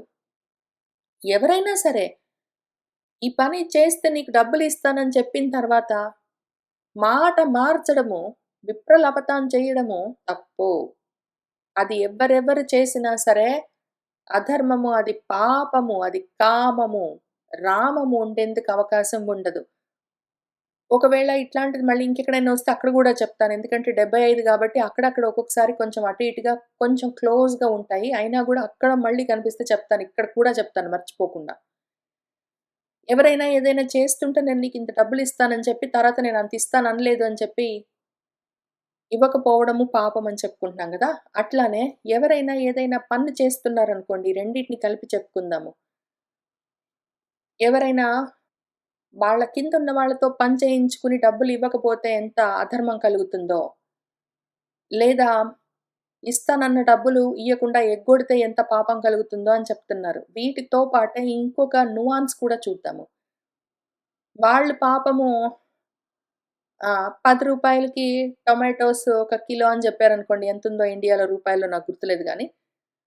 ఏదో ఒకటి యూఎస్‌లో ఫర్ ఎగ్జాంపుల్ $2 ఇక్కడ బేరసారాలకు అవకాశమే లేదు గాబట్టి చెప్పడానికి గూడా కష్టము. నేను ఫ్లీ మార్కెట్స్‌కి వాటికి వెళ్ళను. షాప్స్‌లో వాళ్ళు ఎంతంటే అంత కొనుక్కొనొస్తాను. ఒకవేళ అవకాశం ఉందనుకోండి బేరాలన్నీ ఆడి, వాళ్ళు ఏదో పంటలు పండించుకొనొచ్చి అక్కడ పెట్టుకొని పువ్వులో, పండ్లో, కాయగూరలో అమ్ముతూ ఉంటారు. ఇంక అదే పనిగా వాళ్ళతోటి బార్గెనింగ్ అంతా జేసి, ఎంత తక్కువకైతే అంత తక్కువకి వాళ్ళ దగ్గర ఆ వస్తువులు పుచ్చుకుందామని ఆలోచించడం కూడా అధర్మము, పాపము. వాళ్ళు రూ. 10కి ఇస్తామన్నారనుకోండి. ఏదో టమాటాలు రూ. 10కి ఇస్తామన్నారనుకోండి. కిలోనో, అర కిలోనో, పావు కిలోనో, 14 కిలోలో. ఒకవేళ మీకు రూ. 10కి కొనుక్కోవాలనిపిస్తే తీసుకోండి. రూ. 10కి తీసుకోబుద్ధి గాకపోతే మానుకోండి. దాన్ని రూ. 3కి ఇస్తావా? రూ. 7కి ఇస్తావా? అని ఆర్గ్యూ చేయొద్దు. ఎందుకు అంటే వాళ్ళు అమ్మదలుచుకున్న నంబర్ వాళ్ళేదో చెప్తారు. అంటే మనం ఇట్లానే ఆర్గ్యూ చేస్తాం గాబట్టి, బార్గెనింగ్ చేస్తాం గాబట్టి వాళ్ళు పెంచి చెప్తారు. మనం తగ్గించుకుందామని ఇట్లాంటి లాజిక్‌లన్నీ పెట్టుకోవద్దు. దీనివల్ల లాభం ఏంటో గూడా చెప్తాను. వాళ్ళెందుకో కొంతకి ఇప్పుడు పువ్వులు మూర రూ. 4 అన్నారనుకోండి. రూ. 4కి మూర పూలు నీకు కొనుక్కోబుద్ధి కాకపోతే మానుకో. కొనుక్కోబుద్ధేస్తే కొనుక్కో. నీకివ్వబుద్ధేస్తే కావాలంటే రూ. 5 ఇవ్వు. ఈ రకంగా ఉన్నావనుకో, మనసు శాంతిగా ఉంటుంది. ఈ బేరాలన్నీ ఆడి, నువ్వు వాడు రూ. 4 నువ్వు రూపాయికిస్తావని అడిగి, వాడు ఇవ్వనన్నాక నువ్వు రూ. 2 అడిగి, వాడు సరే ఇత్తా అన్నాక, అయ్యో! నేను రూపాయికే కొంచెం ఖచ్చితంగా ఉంటే వాడు ఒప్పుకునేవాడేమో అని తర్వాత మళ్ళీ బాధపడి, ఇవన్నీ ఉంటాయి. మనసు జారి పాపం అంటే ఏమి? పతన కారణం అని అర్థం. మనసు జారిపోవడానికి ఇవన్నీ కారణాలు. నీకు ఎంతో కొంత వాడు ఆ భృత్యుడు పనివాడు ఎంతో కొంతకి నీకేదో ఒక పని జేసి పెట్టాడు. ఏదో ఒకటి అమ్మి పెట్టాడు. ఏంటో జేశాడు. నీకిష్టం ఉంటే తీసుకో లేకపోతే మానుకో. ఇంక దాని గురించి ఇవ్వను, ఇస్తాను, తక్కువిస్తాను, ఎక్కువిస్తాను అని ఆర్గ్యూ చేయొద్దు. ఈ రకంగా నువ్వు ఎక్కువ ఆర్గ్యుమెంట్స్ లేకుండా వాడేదైనా పని జేశాడు, వాడేమైనా అడిగాడు ఇచ్చావు. వాళ్ళకి ఏమైనా ఇస్తానన్నావు ఇచ్చావు. అక్కడికి ఆ విషయాన్ని ముగించావనుకో, నీకు అధర్మము ఉండదు, పాపము ఉండదు, కామము వాడి దగ్గర ఎంతకో కొంతకి తక్కువకి తీసుకుందాము. వాడికి ఇస్తానన్నది ఇవ్వకుండా మానుకుంటే నా డబ్బులు ఇంకా మిగిలిపోతాయని ఇటువంటి కామం ఉండదు గదా! అప్పుడు ఉండేదేమి మనకు రామం ఉంటుంది మనసులో, శాంతి ఉంటుంది. రామచంద్రమూర్తి కొలువై ఉంటారు. ఎంత లాభమో! నీకు బోలెడు రూ. 2 మిగిలించుకోవడం లాభమా? రామచంద్రమూర్తిని తెచ్చి గుండెలో కూర్చోబెట్టుకోవడం లాభమా? ఏది కావాలి నీకు? నీ దగ్గర ఎంతో కొంత కొన్ని రూపాయలున్నాయి. దాంతో నీకు ఏదో కూరగాయలో, పళ్ళో, పాలో, పువ్వులో ఏవో ఒకటి కావాలనుకో బిల్స్ కట్టుకోవాలి అవి గావాలి. వాటికి దానికి సరిపోయినంత నువ్వు లెక్క బడ్జెట్ వేసుకో. దానికన్నా ఎక్కువ, తక్కువ అయితే చూసుకో. నువ్వు డబ్బులు మిగిలించుకోవడానికి పక్కన వాడిని పీడించకు. నీ దగ్గరున్న డబ్బులతోటి నువ్వు అవకాశం ఉన్నంత కొనుక్కో కూర్చో. ఇంకా అంతవరకు ఉన్నావనుకో రామం ఉండకేమవుతుంది? కామం ఎక్కడుంటుంది నీలో? శాంతిగుండొచ్చు హాయిగా. అపాపివై ధర్మంతో రాముడిని గుండెలో పెట్టుకొని ప్రశాంతంగా కూర్చోవచ్చు. ఎంత హాయి! ఎంత హాయి! తర్వాత హస్తి అశ్వరథ సంబాధే యుద్ధే జనసమాకులే మాస్మకార్షిత్ సతాం ధర్మం. యుద్ధం జరుగుతూ ఉంటే, ఆ యుద్ధానికి నియమాలుంటాయి. వాటిని సత్పురుషులు ఫాలో అవుతారు. ఈ అధర్మంగా ప్రవర్తించే వాళ్ళు ఏ యుద్ధ ధర్మాన్ని, ఏ క్రియాధర్మాన్ని పాటించరు. ఇక్కడ యుద్ధం అని చెప్పారు. యుద్ధం అంటే ఏదో రష్యన్, యుక్రెయిన్, ఇప్పుడు ఇజ్రాయిలు, పాలస్తీనా ఇట్లాంటి పెద్ద పెద్ద యుద్ధాలు చేసుకునే వాళ్ళని పక్కన పెట్టండి. మనం డైలీ లైఫ్‌లో మన చుట్టూ ఉన్న అసురుల గురించి, మన గురించి చూసుకుంటున్నాం కాబట్టి, పెద్ద యుద్ధాలు పక్కన పెట్టి ఆటలు చూద్దాం. ఆటలు జరుగుతూ ఉంటే, ఆడుకుంటుంటే ఇంట్లో క్యారమ్ బోర్డ్ ఆడుకుంటున్నామో, ఏదో ఆడుకుంటున్నామనుకోండి. అందులో గూడా అధర్మంగా ఆడుతుంటాడు. వాడు ఓడిపోతే ఒప్పుకోడు. పక్కన వాళ్ళు గెలిచారంటే మొహం మాడ్చుకుంటాడు. తప్పుగా ఆడడానికి ట్రై చేస్తాడు. దొంగ ఆటలన్నీ ఆడతాడనుకోండి. వాడేమైతాడు? అధర్మంతో ఉంటాడు వాడు. పాపాత్ముడైతాడు వాడు. కామంతో ఉంటాడు. నేను గెలవాలి అన్న కామం, కోరికతో ఉంటాడు. పక్కన వాడు బాధపడ్డా పర్వాలేదు వాడు పట్టించుకోడు. కాబట్టి వాళ్ళలో కామం ఉంటుంది. రామం ఉండదు. ఆటల్లో కూడా అబద్ధాలు ఆడరాదు. అధర్మంగా ఆడరాదు. ధర్మంగా ఆడు ఓడిపోతే పోయావు. ఇప్పుడేంటి ఏ ఆటలో అయినా సరే, ఏ యుద్ధంలో అయినా సరే, జీవితంలో ఏ కర్మలో అయినా సరే గెలుపు ఓటములు దైవాధీనాలు. అవి చాలా నేచురల్. ఆడిన ప్రతిసారి నువ్వే గెలవాలని లేదు, ఓడాలని లేదు. నీకు టాలెంట్ ఉంటే గెలుస్తావు. ఆ టైంలో నీకు లక్ కలిసొస్తే గెలుస్తావు. ప్రారబ్ధం కలిసి రావాలి. నీకంతా ప్రజ్ఞ ఉండాలి. నీకు ప్రజ్ఞ ఒకవైపు, ప్రారబ్ధం ఒకవైపు నీకు 2 సైడ్‌లున్నాయంటే గెలుస్తావు ప్రాబబ్లీ. ఇప్పుడేమైంది? గెలిస్తే ఏమి నష్టము? ఓడితే ఏమి నష్టము? గెలుపోటముల మీద కాకుండా మనసు ఆట మీద పెట్టుకొని నువ్వు సుఖించొచ్చు గదా ప్రశాంతంగా. కాబట్టి ఇంత చిన్న చిన్న విషయాల్లో గూడా అధార్మికంగా ఆడేవాళ్ళని రోజు చూస్తూ ఉంటాం. ఏంటో గోల. రోజంటే నేను రోజు ఎక్కడ ఆడుకుంటూ కూర్చుంటాను. ఆడే సమయంలో చూస్తుంటాను నేను. వీళ్ళందరూ ఎవరుంటారు? అమ్మ, నాన్న, అక్క, తమ్ముడు, కూతురు, భార్యాభర్త, కొడుకు, స్నేహితులు వీళ్ళే ఉంటారు. వీళ్ళతోటే గదా కూర్చొని ఆడేది. నేను గూడా అట్లా చేయొచ్చు. ఒకవేళ నేనట్లా చేశాననుకోండి, నేను అసురుడిని, మీనాసురుడు అని పేరు పెట్టుకోవడం, ఆ ఆసురి లక్షణం అందులో నుంచి నా పేరులో నుంచి కొట్టేసిందాకా ప్రయత్నం చేయడం.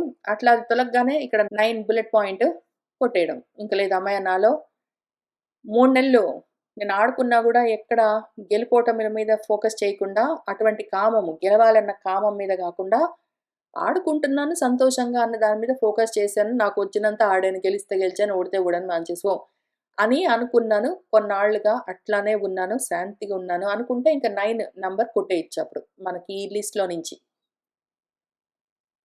ఆ తర్వాత ఉపదిష్టం సుసూక్ష్మార్థం శాస్త్రం యత్నేన ధీమతా సహ నాశయతు దుష్టాత్మ. వాడు ఒక ధీమంతుడి దగ్గర నుంచి, బుద్ధిమంతుడు, జ్ఞాని, గురువుగారు, టీచర్ దగ్గర నుంచి ఏదో ప్రయత్నంతోటి ఏదో శాస్త్రాన్ని, అందులో అర్థాన్ని తెలుసుకున్నా గూడా, ఉపదేశం పొందినా గూడా, వాడు అధర్మంగా ప్రవర్తించాడంటే ఆ శాస్త్రం వాడికి పనికిరాదు. అందుకే ఈ శాస్త్రం గురించి ఆయన ఫస్ట్ శాస్త్రం దగ్గర మొదలుపెట్టారు మన గురువుగారు భరతుల వారు. శాస్త్రాన్ని ఫాలో అయ్యే బుద్ధి వాడికుండదు అని జెప్పారు.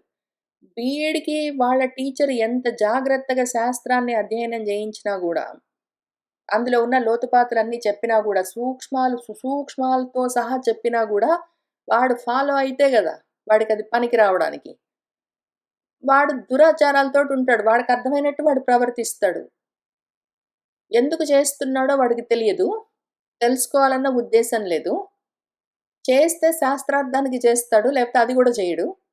ఆ రకంగా వాడు దానివల్ల కలిగే ఫలితాన్ని పోగొట్టుకొని నశిస్తాడు. ఎందుకు కాకుండా పోతాడు వాడు. దురాచారాల్లో ఉంటాడు వాడు. శాస్త్రాన్ని అనుసరించి అర్థం చేసుకొని జాగ్రత్తగా ఆచరిస్తే అది సదాచారం. వీడికి అర్థమైనట్టు వీడు చేస్తుంటాడు గాబట్టి అది దురాచారం. అటువంటి ఆత్మ మనసున్నవాడు దుష్టాత్మ. తర్వాత అది ఇంకొకటి చూద్దాం ఇందులో. ఇంకొకటి కూడా చూద్దాం. చదువుకుంటారు. ఉద్యోగాలు చేయరు. చదువుకున్న శాస్త్రాన్ని ఎక్కడ అప్లై చేయరు. ఇంకొకటి చూద్దాం. చదువుకుంటారు. మోక్ష శాస్త్రం అని ఒక భగవద్గీత అని ఒకటుంటుంది. దాన్ని చదువుతారు. కావాలంటే పాటలు గట్టి పాడుతారు. కానీ అందులో ఏముందో తెలీదు. గురువుగారు కావాలంటే చెప్తాడు పాపం. సుసూక్ష్మార్థాలతో సహా భగవద్గీతని చెప్తాడు. ఆయన పాపం ధీమంతుడే. కానీ వీడికి అర్థం గాదు. ఎందుకంటే వీడి బుద్ధి శాస్త్రాన్ని అనుసరించి ఆచరించేది గాదు గాబట్టి, అది వాడికి పనికిరాదు. దాన్ని అప్లై చేయడు కాబట్టి వాడు, ఉపయోగించుకోడు. వాడు భగవద్గీతనైనా సరే వాడుకోడు. అందులో చెప్పిన విషయాన్ని తెలుసుకునే ఆయన కొన్ని చాప్టర్స్, అధ్యాయాలు మొత్తము గుణాలను ఎట్లా అర్థం చేసుకోవాలి, ఎట్లా ఐడెంటిఫై చేయాలి, ఎట్లా రజోతమో గుణాలను తగ్గించుకోవాలని జెప్పారు. ఆహా! మనవాడికి అర్థమైతే గదా వాటిని వాడుకోవడానికి. పాడుకుంటాడు కానీ, పాటలన్నీ గట్టి పాడుకుంటాడు. కానీ వాడుకోడు. వాడేమైతాడు? నశిస్తాడు. పనికిరాదు వాడికి. ఎంత శాస్త్రమైనా సరే, ఎంత గొప్ప గురువైనా సరే, ఎంత జాగ్రత్తగా సుసూక్ష్మాలతోటి ఉపదేశం జేసినా సరే వాడికది పనికిరాదు. నశిస్తాడు. ఏమవుతాడు వాడు? దుష్టాత్మ వాడు. భగవద్గీతను బెట్టుకొని దాంట్లో చెప్పిన విషయాలు, అదిగో ఒరేయ్! ఇవన్నీ దైవాసుర సంపదలు చూసుకో, ఇది ఆసురీ సంపద తగ్గించుకో, దైవ సంపద పెంచుకో అని చెప్తారు. వీడు ఫాలో అవుతాడా? ఒరేయ్! ఆత్మ అంటే ఏంటో కాదు, అది నువ్వేరా అర్థం చేసుకో నువ్వో, కూర్చో అని చెప్తే వింటాడా? కోపాలు, కోరికలు, అబ్బో! నీకు పరిపంతులు, నీ శత్రువులు, దూరంగా ఉంచు వాటిని, తొలగించుకో అని చెప్తారు. వింటాడా? హుహు. ఏమి చేయకపోతే ఏమైతుంది? ఆయన చెప్పినట్టు, భగవంతుడు చెప్పినట్టు, ఆ శాస్త్రంలో చెప్పినట్టు వింటే అది సదాచారం. చేయకపోతే దురాచారం. ఊరికనే దాన్ని పాటలు పాడితే ఏమి లాభము? భట్టియం వేస్తే ఏమి లాభము? అప్పచెప్పగలిగితే ఏమి ఉపయోగము? రోజూ చదివితే ఏమి ఉపయోగము? అందులో ఉన్నదాన్ని వాడుకోకపోతే, దాని ప్రయత్నం మీద దాంట్లో ఉన్నది తెలుసుకొని ఆచరించకపోతే ఏమవుతాడు? వాడుకోలేకపోతే అంతటి జ్ఞానాన్ని చెడిపోతాడు. ఇటువంటి ఈ ఎగ్జాంపుల్ తోటే, భగవద్గీత ఎగ్జాంపుల్ తోటే ఉన్న అసురులను ఎంతమందిని చూశాను. వాడుకునే భగవద్గీతలో చెప్పిన విషయాల్ని తెలుసుకుని, అర్థం చేసుకుని, ఆ విధంగా ఆయన చెయ్యి అన్నట్టు చేస్తూ, తస్మాత్ శాస్త్రంతే ప్రమాణం అర్జున అని చెప్పినవి తెలుసుకుంటూ, భగవంతుడు చెప్పిన వాటిని ఎంతో కొంత ఆచరిస్తూ, ఆయన వద్దు అన్నవి, ఆయన తిరస్కరించిన వాటిని మనం గూడా వదిలిపెట్టి, సాధన చేసుకుంటూ ఉన్న వాళ్ళని కూడా చాలా మందిని చూశాను. వాళ్ళందరూ దుష్టాత్మలెందుకవుతారు? సదాత్మలవుతారు. జ్ఞాన మార్గంలో ఉంటారు. రామంతో ఉంటారప్పుడు. లేదు, దుష్టాత్ములవుతారు. కామంతోటుంటారు. తర్వాత మాచతం వ్యూఢబాహువంశం చంద్రార్క సమతేజసం ద్రాక్షి రాజ్యస్థం ఆసీనం. ఇంతవరకు ఈ 10 ఇంతవరకు చూద్దాం. ఇక్కడ ఒక గీత గీసుకొని కనీసం ఈ 10లో ఎంత నాకు ఉన్నాయనుకుంటున్నాను నాలో, ఎంతవరకు నాలో లేవనుకుంటున్నానని చూసుకొని, ఒకవేళ కానీ ఇంక తర్వాత కింద గూడా ఉన్నాయి. కానీ ఇంతవరకు చూద్దాం. ఇందులో ఒకవేళ ఈ 10లో ఏది నాలో లేదనుకోండి, భగవద్గీత లాంటి శాస్త్రాన్ని, మనుస్మృతి లాంటివి, లేకపోతే రామాయణం లాంటివి శాస్త్రాలన్నీ చదువుకుని, అందులో ఉన్న వాటిని తెలుసుకుని, దైవీ సంపద అని చెప్పిన వాటిని పెంచుకుంటూ, ఆసరీ సంపద అన్న వాటిని తగ్గించుకుంటూ, కోరికల్ని, కోపాల్ని కంట్రోల్ చేసుకుంటూ, ఎవరిని హింసించకుండా, నన్ను గూడా హింసించుకోకుండా, శాంతిగా ఉండడానికి ట్రై చేస్తూ ఉన్నాననుకోండి, అప్పుడు రామమున్నట్టే. తర్వాత ఆటల్లో కూడా అధర్మంగా లేననుకోండి, రాముడున్నట్టే. అప్పుడు ఎవరికైనా ఏదైనా ఇస్తానంటే తప్పకుండా ఇచ్చాననుకోండి, ఏదైనా మాట ఇచ్చాననుకోండి, తప్పకుండా చేశాననుకోండి. ఈ డాక్యుమెంట్ నేను రేపు పంపిస్తాను అంటే పంపించాననుకోండి. లేదా ఇదిగో నీకు నువ్వు అడిగావు గదా! ఈ విషయం చెప్తానన్నాననుకోండి, అది చెప్పాననుకోండి. లేదా వాడికేదో వంకాయ కూర వండి పెడతానన్నాననుకోండి, పెట్టాననుకోండి. ఈ రకంగా చేస్తే 8లో గూడా రామమున్నట్టే. అట్లానే ఎవరి దగ్గరైనా ఏదైనా తీసుకుని ప్రత్యుపకారం చేయకుండా ఉండడం అన్నది లేదనుకోండి, రాముడున్నట్టే. ఎవరైనా పాపం వాళ్ళని వాళ్ళు పోషించుకుంటున్నారు. ధర్మంగా పనులు చేసుకొని దాంతో వచ్చిన దాంతో పోషించుకుంటున్నారంటే వాడికి అన్యాయం చేయాలని చూడలేదనుకోండి, రాముడున్నట్టే. అట్లానే ఎవరితోటైనా పని చేయించుకొని వాళ్ళ దగ్గర డబ్బులు కొట్టేయడం, తక్కువ ఇద్దామని ట్రై చేయడం ఇట్లాంటివన్నీ చేయలేదనుకోండి, రాముడున్నట్టే. ఎవ్వరిని హింసించకుండా ఉన్నాననుకోండి, నన్ను గూడా నేను హింసించుకోలేదనుకోండి, రాముడున్నట్టే. ఓపెన్‌గా బాహాటంగా సిగ్గు లేకుండా పాపాలన్నీ చేయలేదనుకోండి, రాముడున్నట్టే. అంటే ఎవరు చూడకుండా చేస్తే పర్వాలేదా అంటే మళ్ళీ కిందికెళ్ళిపోతాం. కాదు. సూర్యుడు ఎప్పుడూ ఉంటాడు. సూర్యుడి ఎదురుగా తప్పు చేయడం అంటే, సూర్యుడు పొద్దునుంటాడు, రాత్రి ఉండడు గదా! కాబట్టి రాత్రి చేయొచ్చా అని అట్లాంటివన్నీ ఆలోచించావంటే ఆసురీ బుద్ధి అని అర్థం. సూర్యుడు ఎప్పుడూ ఉంటాడు. సూర్యుడంటే బుద్ధి, నీ జ్ఞానం నీతోటే ఉంటుంది. నీకు తెలిసి నువ్వు తప్పు చేశావంటే మాత్రం నువ్వు అసురుడివి. చేస్తున్నానని తెలిసి చేశావంటే అసురుడివి. తెలియకుండా చేశావంటే అజ్ఞానివి. అది గూడా అసురుడివి. అర్థమవుతుందా?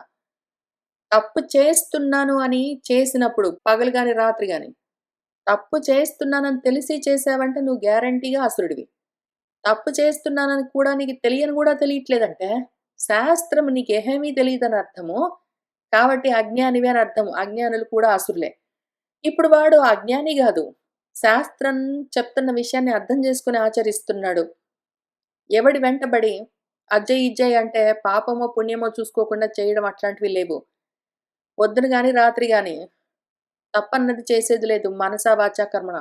ఎవరిని హింసించేది లేదు. ఇట్లాంటివన్నీ ఉన్నాయనుకోండి. 10 ఫాలో అయ్యామనుకోండి 10 వరకు.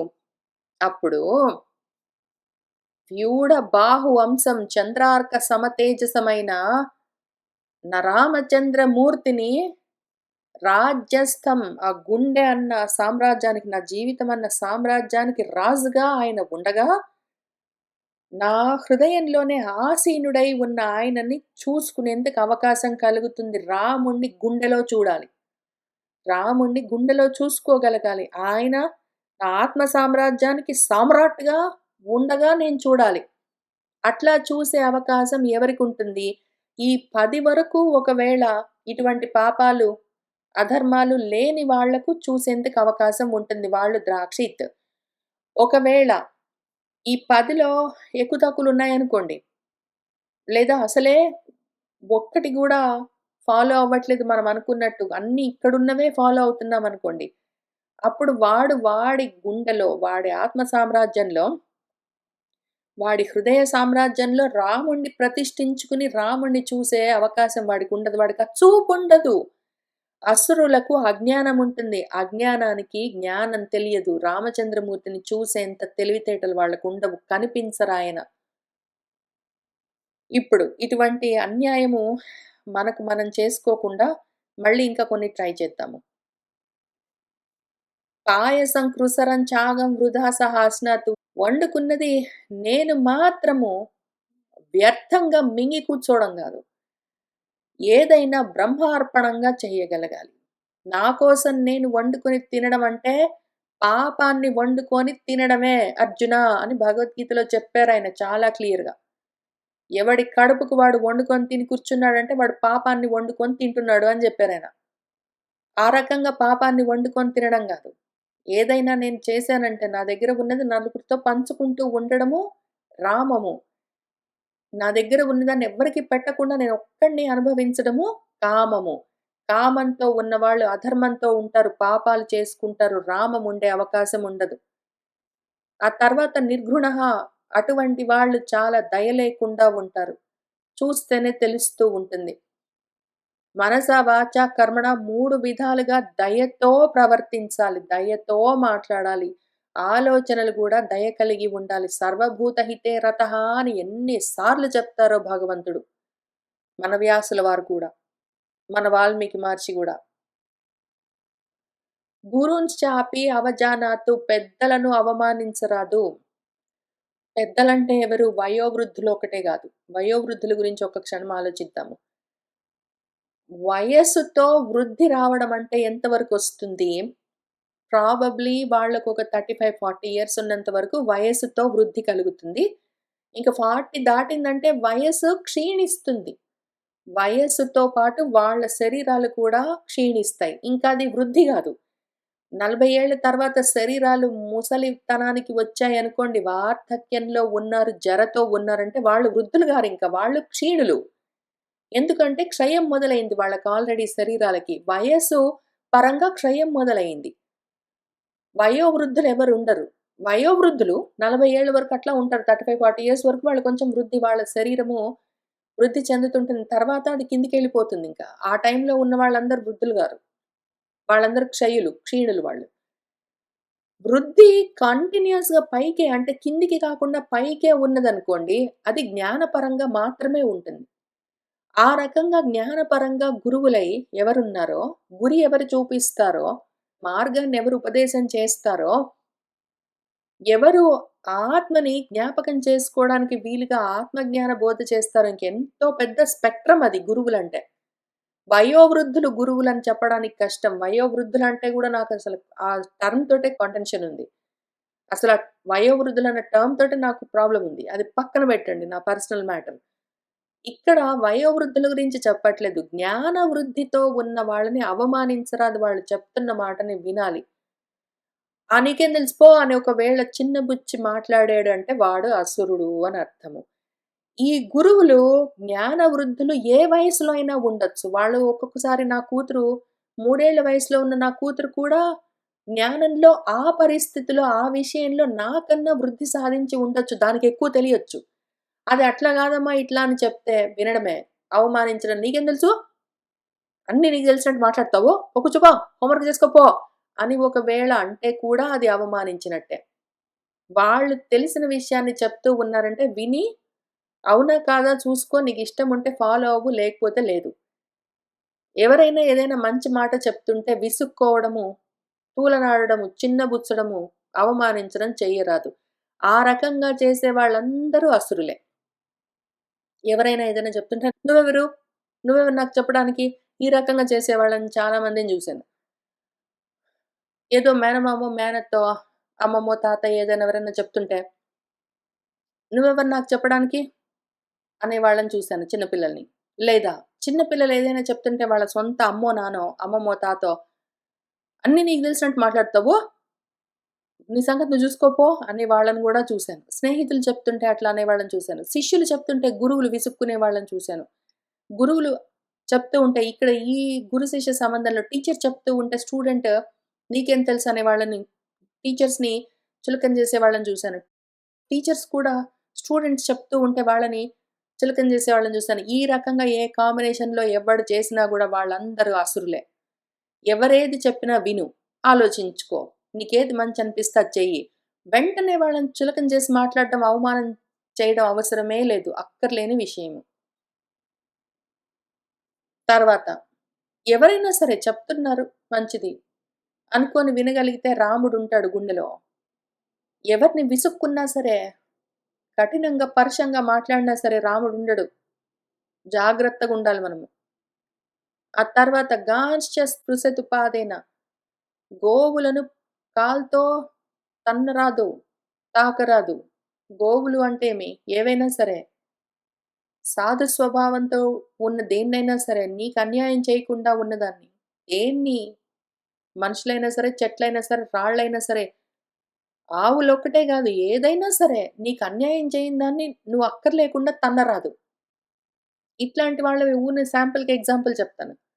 రోడ్డు మీద నడుస్తుంటారు. రాళ్ళో, పుల్లలో ఏవైనా కర్రలో కనిపిస్తే తన్నుకుంటూ పోతారు. ఎందుకు? ఎందుకు నీకు? అదేమైనా నీకు అన్యాయం చేసిందా? నీ జోలికొచ్చిందా? అది దానంతట అది రోడ్డు మీద పడుంది. నువ్వు పక్క నుంచి వెళ్ళు. అనవసరంగా తన్నుకుంటూ పోయావనుకో, అదిగో ఆసురీ లక్షణం. దాన్ని తన్నాలి అన్న కోరిక ఎందుకు నీకు? ఆ తర్వాత గురూన్ పరివదేత్ స్వయం. ఇట్లాంటి అసురులు, కామంతో ఉన్నవాళ్ళు, కోరికలతో రజోతమో గుణాలతోటున్నవాళ్ళు, మహాకోపాలు వాళ్ళకి. గురువునైనా ఎట్లా మంచి మాట చెప్పిన వాళ్ళు, పెద్దవాళ్ళు, జ్ఞానులు ఎవరైనా సరే, అక్కర్లేకుండా తిడుతుంటారు వాళ్ళని. ఇది పైన చెప్పుకున్న లాంటిదే. అవమానం లాంటిదే, అక్కర్లేకుండా వాళ్ళని తిట్టడము. అవమానించడమైనా, తిట్టడమైనా 2 చెయ్యరాదు. ఎవరైనా చెప్తున్నారనుకోండి, మంచి మాట, చెడు మాట ఏదో ఒకటి వాళ్ళకి తెలిసింది వాళ్ళు చెప్పారు. విను. నీకేది మంచిదనిపిస్తే నువ్వు అది చెయ్యి. ఊరుకో. అక్కర్లేకుండా వాళ్ళని చులకన చెయ్యకు, హేళన చెయ్యకు, ఎహెహే అని నవ్వకు. నీకెందుకు అనకు. వాళ్ళని తిట్టకు. నీకిష్టముంటే విను. లేకపోతే లేదు. మంచిది. అవునండి అనుకో. లేచెళ్ళిపో. నీ సొంత కూతురే చెప్పిందనుకో. నీకు వినబుద్ధి కాలేదనుకో. లేచెళ్ళిపో. నువ్వెవరు నాకు చెప్పడానికి? చిన్న పిల్లల తీరునుండాలి. అవన్నీ చెప్పుకుంటూ కూర్చోరాదు. ఇవన్నీ విని విని విసుగు నాకు. చెవులు చిల్లులు పడిపోయాయి. ఇవన్నీ ఇట్లాంటివన్నీ చూసి చూసి నా కళ్ళు గూడా సగం పని జేయడం మానేసాయి. అందులో పైగా మనకున్న ప్రాబ్లమ్ ఏంటంటే, జ్ఞాన మార్గంలో ఉన్న మనకున్న మహా ప్రాబ్లము, ఇవన్నీ చూస్తాము. మనకు బయట వీళ్ళే కనిపిస్తుంటారు. ఈ కనిపించేవాళ్ళు ఈ కనిపించేవాళ్ళు మన వాళ్ళే ఉంటారు. వాళ్ళనేమీ అనలేము. చెప్తే వాళ్ళు వినరని మనకు తెలుసు గాబట్టి చెప్పను గూడా చెప్పము. మనకేవో సలహాలు చెప్తుంటారు. వినవలసొస్తుంది. ఎంత వృధాగా కాలయాపన చేయవలసొస్తుంది. అవకాశం ఉంటే వీళ్ళని దూరంగా ఉంచాలి. అవకాశం లేకపోతే జనరల్‌గా మెయింటైన్ చేయాలి. ఏదో ఒక రకంగా ప్రయత్నం చేసుకోవాలి. కానీ కనిపిస్తూ ఉంటారు. మనకది అసలిప్పుడు ఇవన్నీ చదవలేదనుకోండి మనకెంత లాభం అంటే, అసలేమి చదవకపోతే వీళ్ళున్నారని గూడా మనకు తెలీదు. అందరూ మనుషుల్లాగా కనిపిస్తారు. వాడెందుకో అట్లా చేస్తున్నాడు అనుకుంటే ఎట్లో నెట్టుకొచ్చేస్తాము. వాళ్ళ అజ్ఞానంలో ఉంటారు. మనం అజ్ఞానంలో ఉంటాం. అజ్ఞానం ప్రశాంతంగుండొచ్చు. ఏడుస్తూనో, నవ్వుతూనో, దుఃఖిస్తూనో, ముద్దాడుతూనో అట్లా మెయింటైన్ జేయొచ్చు. మనకు చుట్టుపక్కలంతా అసురులు, అజ్ఞానులు ఉండగా, మనం చదువుకుంటున్న విషయాలు మనకు అర్థమవుతూ ఉండగా, మనకెంత కష్టం అనిపిస్తుందంటే, సరే తర్వాత చూద్దాము. మిత్రే ద్రుహ్యేత సహ అత్యంతం. ఎంత మిత్రుడైనా సరే ద్రోహాలు చేస్తారు వీళ్ళు. అసలు యాక్చువల్‌గా ఇంకొక ముఖ్యమైన విషయం ఏంటంటే, చాలా ఇంట్రెస్టింగ్ విషయము. ఎవరైనా ఎవరినైనా ద్రోహం చేయాలి అంటే తెలిసిన వాళ్ళని చేయగలరు. నమ్మిన వాళ్ళని ద్రోహం చేయొచ్చు. నమ్మక ద్రోహం చేశాడు అని పెద్ద మాటలన్నీ మాట్లాడతారు గానీ, నమ్మిన వాడినే ద్రోహం చేయడానికి అవకాశం ఉంటుంది. నమ్మని వాడిని ఏం చేస్తాము? వాడిని నువ్వు నమ్మనే లేదనుకో, వాడు జాగ్రత్తలో ఉంటాడు. అప్పుడు వాడిని ద్రోహం చేయడం, మోసం చేయడం కష్టం. ఒకవేళ నీ భార్యో, భర్తో, అమ్మో, నాన్నో, అక్కో, చెల్లెలో, తమ్ముడో, కొడుకో, కూతురో, నీ స్నేహితులో, నీకు తెలిసిన వాళ్ళో అనుకో, నిన్ను నమ్మారనుకో, అప్పుడు మోసం చేయొచ్చు. ఈజీ. ఈ రకంగా మోసాలు చేసే వాళ్ళందరూ ముందు నమ్మించి తర్వాత మోసం చేస్తారు. ఎందుకంటే నమ్మకం లేకపోతే మోసం చేయడం కష్టం ఉంటుంది ఎప్పుడైనా. ఒకవేళ అంటే ఎవ్వరో తెలియని వాళ్ళు స్కామ్స్ చేస్తారు అట్లాంటివన్నీ ఉంటాయంటే, ఆ స్కామ్ కూడా వాడు పంపించిన ఈమెయిల్ గాని, లేకపోతే వాడు పంపించిన లెటర్ గాని, ఏదైనా సరే నువ్వు నమ్మి ఓపెన్ చేస్తావు గదా! నమ్మి వాళ్ళు ఫోను చేస్తే మాట్లాడతావు గదా! ఏదైనా సరే నమ్మకం ప్రధానం. మోసం ఎప్పుడు నమ్మకం పునాదిగా ఉంటుంది. అది అర్థం జేసుకోవాలి. కాబట్టి నమ్మేటప్పుడు జ్ఞానంతో నమ్మాలి. తెలివితో, ఎరుకతో ఉండి వాడు నిజంగా నమ్మదగిన మనిషేనా అని చూసుకొని నమ్మాలి. నమ్మక ఒకవేళ మనం ఉండగా వాడు మనల్ని మోసం చేయడం అన్నది ఉండదు. కొంతలో కొంత మనల్ని మనం ప్రొటెక్టింగ్ చేసుకోవచ్చు. కానీ ఎవరిని నమ్మకుండా ఉండడం చాలా కష్టం. ఎంతో కొంత ఎవరినో ఒకళ్ళని నమ్మవలసి వస్తుంది. సొసైటీలో, కమ్యూనిటీలో ఉంటే డిపెండ్ అవుతాం ఒకళ్ళ మీద ఒకళ్ళం. నమ్మకం మీదే డిపెండెన్స్ ఉంటుంది. అయితే జాగ్రత్తగా ఉండాలి. వాళ్ళు ఒకసారి, 2 సార్లు, 3 సార్లు, 4 సార్లు చేస్తున్నవేంటో, వాళ్ళు అంటున్నవేంటో 2 వినాలి. ఎందుకంటే వాళ్ళ మనసులు ఎవరివైనా సరే మనసులు మనం డైరెక్ట్‌గా వాళ్ళ మనసుల్ని చూడలేము. వాళ్ళ చేతల్లోనో, మాటల్లోనో బయటపడతారు. వాటిని జాగ్రత్తగా చూసుకోవాలి. మనకిన్ని శాస్త్రాలున్నాయెందుకు? భగవద్గీత లాంటివి, రామాయణాలతులు ఎందుకున్నాయి మనకు? పెట్టుకొని కూర్చొని, అందులో చెప్పిన వాటిని అర్థం చేసుకొని, ఈ రకంగా ఉన్నవాళ్ళు చుట్టుపక్కల ఉంటే ఐడెంటిఫై చేసి, జాగ్రత్తగా ఉండడం కోసమే గదా! వీళ్ళు కష్టపడి చెప్పేది మనకు, మన గురువులు. వ్యాసుల వారైనా, వాల్మీకి మహర్షి అయినా. కాబట్టి నమ్మక ద్రోహం చేసేవాళ్ళుంటారు. నేను నమ్మానంటే ద్రోహం చేసేందుకు అవకాశం ఉంటుంది. వీడు నమ్మదగిన వాడేనా అని తెలుసుకొని నమ్మండి. లేదా వాడు మోసం చేస్తాడని తెలుసు, అయినా కూడా నేను ఈసారికి పోనీ అనుకుంటున్నాను అని తెలుసుకొని చేయండి పోనీ. మోసపోయినా తెలుసుకొని మోసపోండి. తెలియక మోసపోరాదు. మన మార్గానికి తెలియదన్న విషయము పనికిరాదు. తెలుసుకోవడము మన మార్గానికి అత్యవసరం. అది ఫండమెంటల్ ఫౌండేషన్ మనకది. పునాది అది మనకు. తెలియదనడానికి వీల్లేదు. జ్ఞాన మార్గంలో అసలు జ్ఞాన మార్గానికి తెలియదు అన్నదానికి అసలు పొంతన కుదరదు. మోసపోదలుచుకుంటే మంచిది తెలుసుకొని వాడట్లాంటి వాడు, అయినా గూడా వాడట్ట చేస్తాడు నాకు తెలుసు. అయినా గూడా నేను తట్టుకుంటాననుకోని ఇష్టం. లేదా మోసపోదలుచుకోకపోతే మోసపోకు, తెలుసుకో, దూరంగా ఉంచు, జాగ్రత్త పడు. కానీ విషయం మాత్రం అర్థం జేసుకో. అసురులుంటారు. వాళ్ళు మామూలు పేర్లతోటే ఉంటారు. ఏదో రాజేషో, కామేషో, నరేషో, సురేషో లేకపోతే ఏమి ఇట్లాంటి పేర్లే ఉంటాయి. రాముడో, కృష్ణుడో, రామ, కృష్ణ, ఈశ్వర అని ఇవే పేర్లుంటాయి మరి. జాన్, వాట్సన్ ఇట్లాంటివన్నీ పేర్లుంటాయి ఏవో ఒకటి. ఆ ఉన్న పేర్లతోటే ఉన్న మనుషుల్లోనే అసురులుంటారు.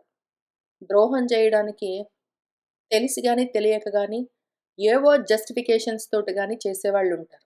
సొంత అమ్మలు, అక్కలు, తమ్ముళ్ళు, చెల్లెళ్ళు, బాబాయిలు, అత్తలు, మామలు కూడా ఉంటారు. తెలుసుకో, జాగ్రత్త పడు. ఎవరిలో ఎటువంటి ఆశ్రీ లక్షణం ఉందో ఐడెంటిఫై చెయ్యాలి. నాకు తెలియదు అనరాదు. ఈ పుస్తకాలన్నీ ఇచ్చిందెందుకు మన వాళ్ళు మనకు? కూర్చో అర్థం జేసుకో. ఇందులో ఉన్న పుస్తకాల్లో ఉన్న విషయాల్ని పెట్టుకొని చుట్టూ ఉన్న మనుషుల్ని, పరిస్థితుల్ని అర్థం జేసుకో. అంత మాత్రం నువ్వు అప్లై చేయకపోతే ఈ పుస్తకాలన్నీ ఎందుకు చదవడము? రామాయణం ఎందుకు చదవడం కథ కోసమా? భగవద్గీత ఎందుకు చదవడము? పాటలు గట్టి పాడుకోవడం కోసమా? అర్థం చేసుకొని బయట అప్లై చేసుకోవడం కోసం. ఇట్లాంటి అసురులుంటారు.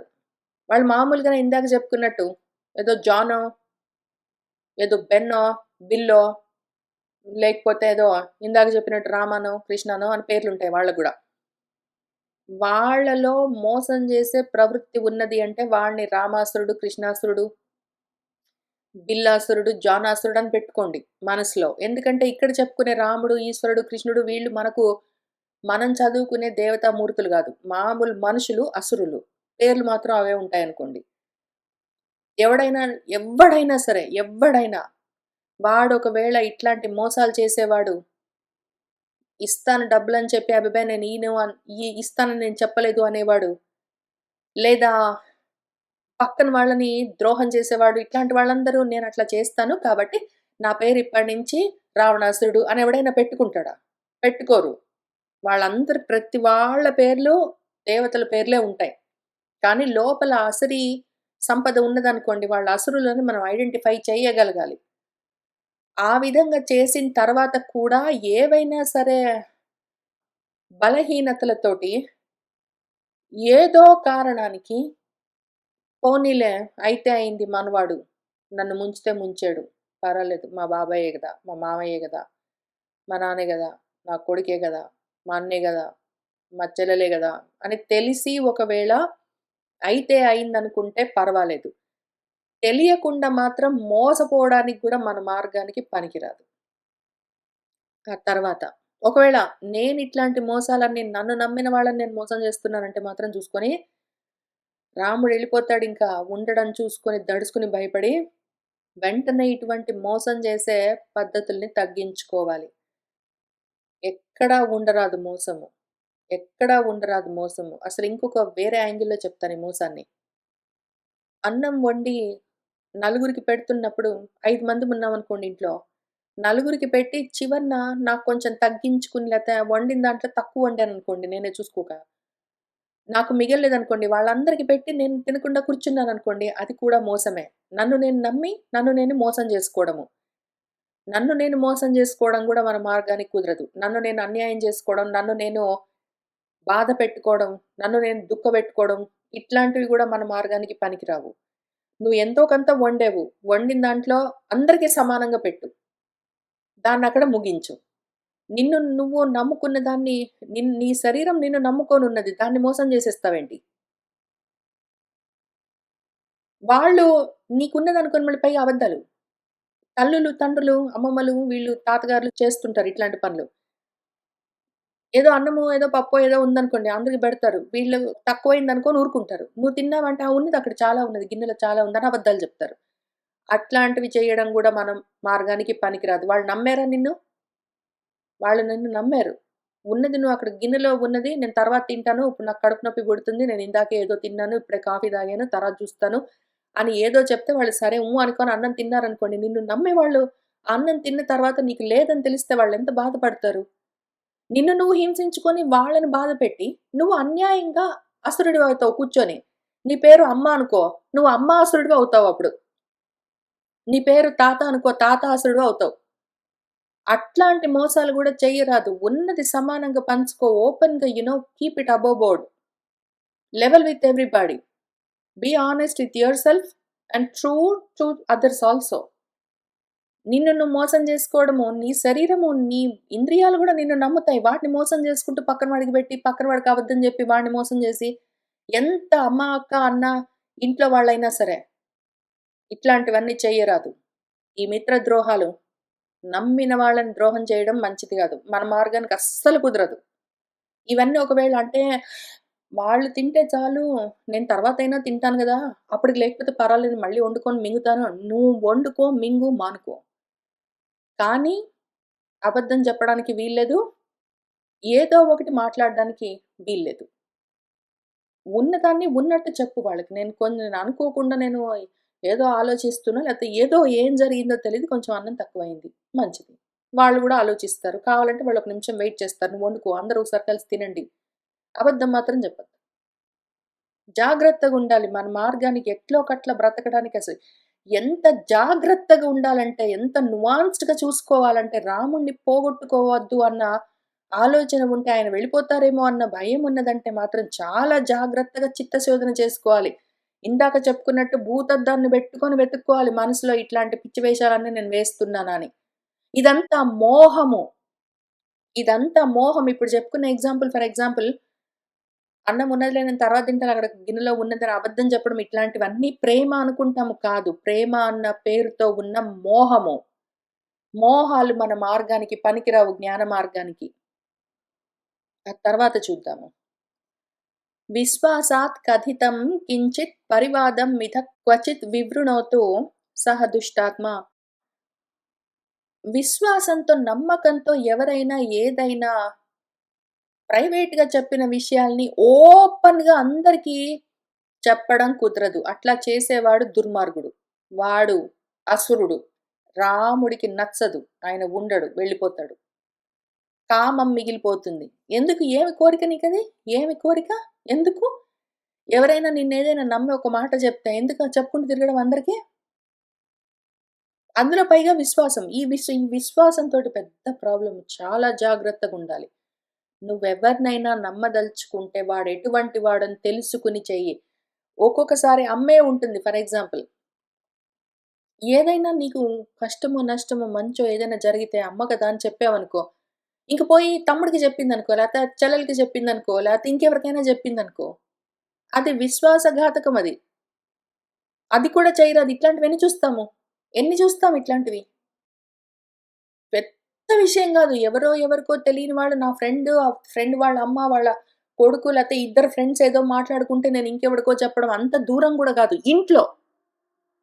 ఇంట్లో సొంత తల్లి నమ్మి ఏదైనా ఒక విషయం కొడుక్కు చెప్పిందనుకో, వాడు పోయి వాళ్ళ అక్కకి చెప్పడం, వాళ్ళ నాన్నకి చెప్పడం ఎందుకివన్నీ? నీకు నమ్మకంతోటి నిన్ను నమ్మి ఏదైనా "ఒరేయ్! నీకొక మాట చెప్తున్నానని" చెప్తే విను అక్కడికి ఆగు.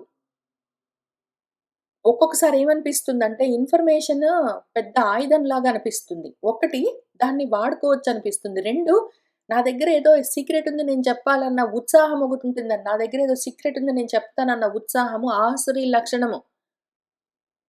మీ అమ్మ గాని, నాన్న గాని, అక్కో, చెల్లెలో, తమ్ముడో, కొడుకో, కూతురో ఎవరో ఒకళ్ళు నీ ఫ్రెండో ఎవరైనా సరే నీకేదైనా చెప్పారనుకో విని కూర్చో మంచిస్వం. అక్కర్లేకుండా పోయి నువ్వు అనవసరంగా ఇంకెవరికైనా వాళ్ళెందుకు నీతోటి చెప్తారు? అదొకసారి ఆలోచించుకో. ఇప్పుడు మా అమ్మ గదా! అని ఏదన్నా ఒక మాట ఎందుకు చెప్తాము? కడుపులో పెట్టుకొని దాచుకుంటుందని. ఎవరికి చెప్తాము? కొన్ని విషయాలు అందరికి చెప్పుకుంటూ తిరగలేము. నా కడుపులో, నా మనసులో నేను పెట్టుకుంటే నాకు చాలా బాధగా, దుఃఖంగా ఉన్నది. అప్పుడేం చేస్తాను? పోయి ఎవరికైనా నేను నమ్మిన వాళ్ళకి చెప్తాను. నా ఫ్రెండ్‌కో, మా అమ్మకో అట్లా. విను కూర్చో వాళ్ళెందుకు యూజువల్లీ వాళ్ళు ఎవరైనా నాకెందుకు సీక్రెట్ చెప్తారు? వాళ్ళ గురించిన సీక్రెట్ నాకెందుకు చెప్తారంటే, ఒక్కటి వాళ్ళకేదో బాధ ఉంది ఎవరైనా వింటారేమో అని.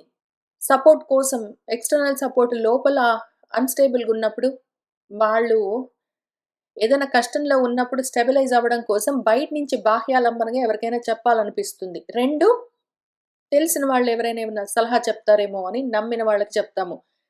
ఆ విశ్వాసఘాతకం వినడం వెంటనే ఇంకెవడికైనా చెప్పడం. నీకెందుకు? ఒకవేళ కొడుకే నీకేదైనా చెప్పాడనుకో, అమ్మ అని చెప్పాడనుకో, నీ భర్తకు గూడా చెప్పొద్దు. ఊరుకో అక్కడికి. నీ కొడుకు కావాలంటే పోయి చెప్తాడు. నాన్న నాకింత కష్టం వచ్చిందని చెప్తాడు. లేకపోతే నాకు మంచి జరిగిందని చెప్తాడు. నీకు అక్కర్లేని విషయము. నీకెవరైనా చెప్పారనుకో వాళ్ళెవ్వరైనా సరే, పక్కన వాడికి చెప్పొద్దు. మళ్ళీ వెళ్లి. ఆ రకంగా చేసేవాళ్ళు వినిపోయి పక్కన వాడికి చెప్పారంటే మాత్రం వాడు అసురుడు గ్యారంటీ. దీనికి పెద్ద రాజ్యాలను గురించిన రహస్యాలన్నీ కంట్రీ సీక్రెట్స్ అన్నీ పక్కన కంట్రీకి చెప్పి ఆ విధంగా చేయవలసిన పెద్ద విషయాలు గూడా అవసరం లేదు. ఇంట్లో చిన్న విషయాలు. ఇంట్లో ఒకళ్ళకొకళ్ళు చెప్పుకునే విషయాలు గూడా వినడం, కూర్చోవడం. నీకెవరైనా చెప్పారనుకో విను. చెప్పలేదనుకో సప్పుడు జేయకు. నువ్వెవరికైనా చెప్పదలుచుకున్నావనుకో, ఇటు సైడ్ నుంచి ఆలోచిద్దాము.